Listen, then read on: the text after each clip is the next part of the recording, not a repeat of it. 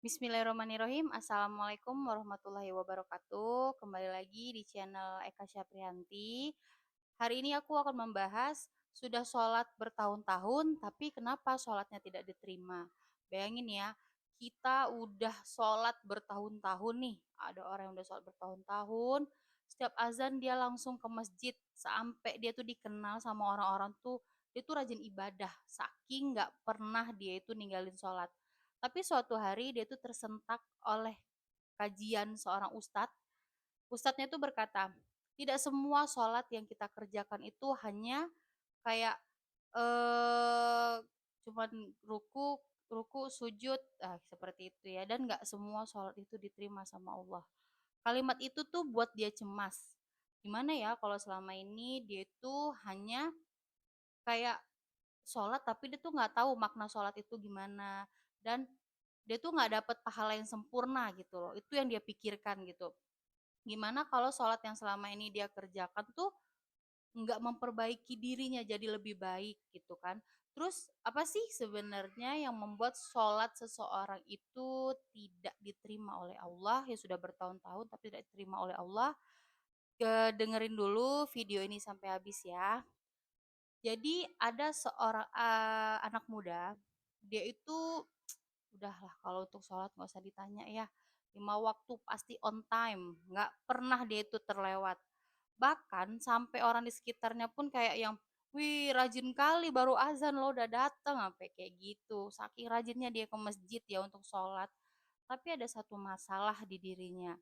Dia meskipun rajin sholat, dia itu suka berbohong dalam berbisnis atau berdagang. Dia mulutnya kasar, dia jahat, dia suka menyakiti hati keluarganya, dia suka menyakiti hati orang lain serta tetangga-tetangganya dengan omongan-omongannya yang kasar itu. Tapi dia tidak pernah sadar. Dia sholat, tapi dia jahat. Gimana sih? Mulutnya itu loh nggak bisa dijaga gitu kan. Suatu hari dia itu ikutin kajian seorang ustadz, dan ustadz itu tuh kayak berbicara, Allah itu bisa loh, kita udah sholat bertahun-tahun tapi nggak diterima sama Allah, kata dia, kata ustadz itu. Karena sholat itu bukan hanya sekedar ruku dan sujud saja. Sholat itu mampu membuat orang harusnya kayak mencegah perbuatan keji dan mungkar kan. Mulai dari situ dia berpikir, aku rajin sholat tapi kenapa ya aku masih punya akhlak yang buruk. Untung aja dia udah mulai sadar ya teman-teman ya. Kalau dia masih pongah gimana, gak sadar-sadar. Dan malam itu dia pas pulang kajian, dia tuh pulang tapi dengan hati yang sedih. Dia mulai merenung gitu kan, mulai evaluasi dirinya. Ternyata selama ini dia sholat tapi pikirannya tuh kemana-mana. Dunia, hanya mikirnya tuh tentang dunia dan dunia. Jadi ketika dia sholat itu, ketika dia baca Al-Fatihah, dia nggak tahu makna dari Al-Fatihah itu apa. Dia sujud, ruku itu hanya ingin cepat-cepat selesai. Cepat selesai ya, kayak gitu. Terus ketika dia itu sholat tuh hanya kayak sekedar absen aja deh sama Allah. Yang penting aku hadir nih sholat 5 waktu. Nah Allah lihat kan, nah kayak gitu. Tapi dia tuh nggak tahu makna dari sholat. Hadir dia sholat untuk ketemu sama Allah tuh dia nggak tahu. Jadi hari demi hari dia udah mulai perbaiki diri nih. Sebelum saatnya dia sholat, dia udah mulai nih. Dia mulai kayak nenangin hati dulu. Dia kayak nenangin hatinya gitu ya. Terus dia mulai memahami setiap bacaan sholat itu seperti apa gitu kan. Dia pahami sedikit demi sedikit. Dia mulai nih setiap sujud tuh kayak memperpanjang doanya sama Allah. Jadi setiap sujud tuh lama, sujud terakhir tuh lama banget dia tuh. Jadi dia mau mulai memperbaiki akhlaknya sedikit demi sedikit. Dia mulai memperbaiki akhlaknya sama keluarga dan orang-orang sekitar yang pernah ia sakiti. Terus lama-kelamaan itu hidupnya tuh mulai berubah. Berubahnya ke arah lebih baik. Dia jadi lebih sabar, dia tidak berbohong lagi, dia lebih jujur, dia lebih mudah memaafkan, dan dia jadi dekat sama Allah Subhanahu wa taala itu pasti ya, karena dia ada niat untuk memperbaiki diri.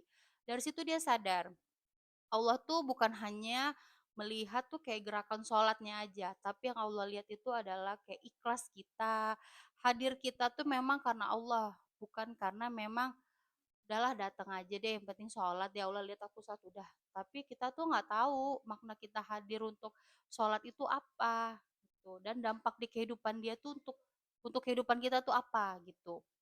Teman-teman, ada beberapa hal yang membuat pahala sholat itu tuh kayak berkurang. Yang pertama adalah tidak khusyuk. Dia sholat, tapi pikiran tuh kemana-mana ya sering ya.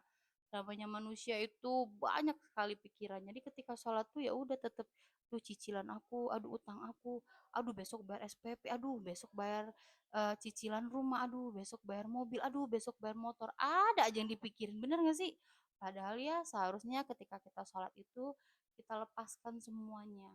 Beban-beban kita, itulah tempat kita yang tepat untuk ngadu sebenarnya ya. Tapi namanya manusia kan punya batas ya.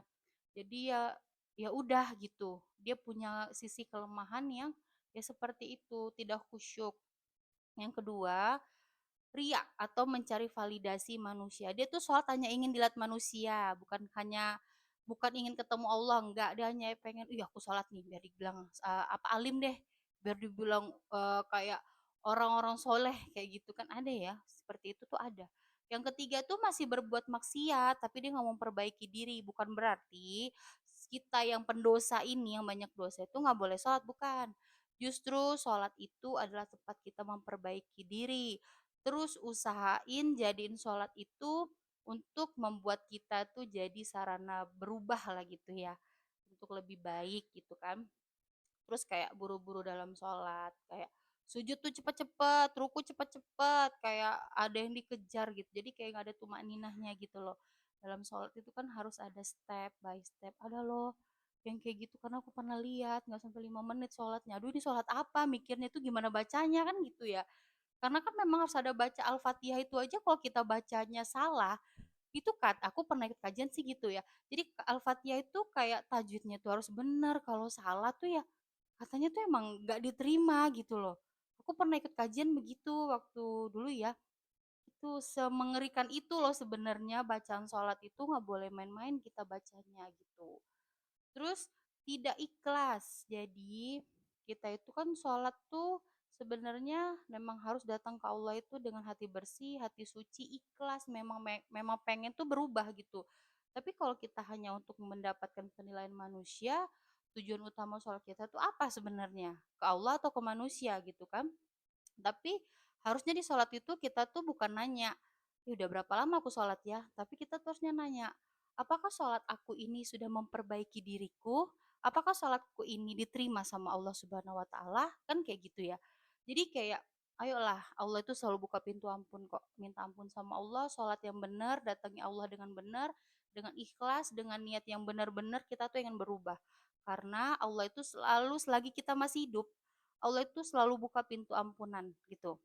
Jadi Allah itu kan maha pengasih lagi maha penyayang.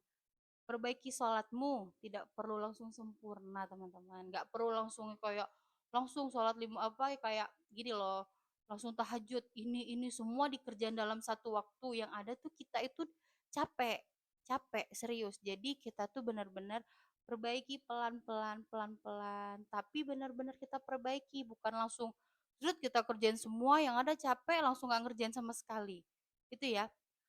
Jadi kita itu teman-teman jangan hanya tahu gerakan sholat aja, tapi kita tuh lupa makna sholat itu seperti apa.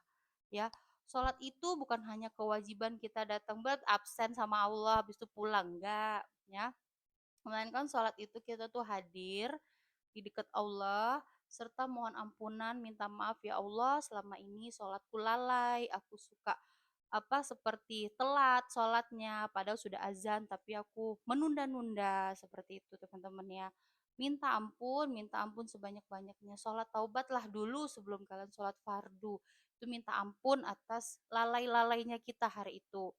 Memperbaiki setiap hari ya teman-teman ya. Semoga Allah selalu mengampuni dosa-dosa kita, semoga Allah menerima sholat kita, dan semoga Allah jadikan kita hamba yang selalu istiqomah sampai akhir hayat.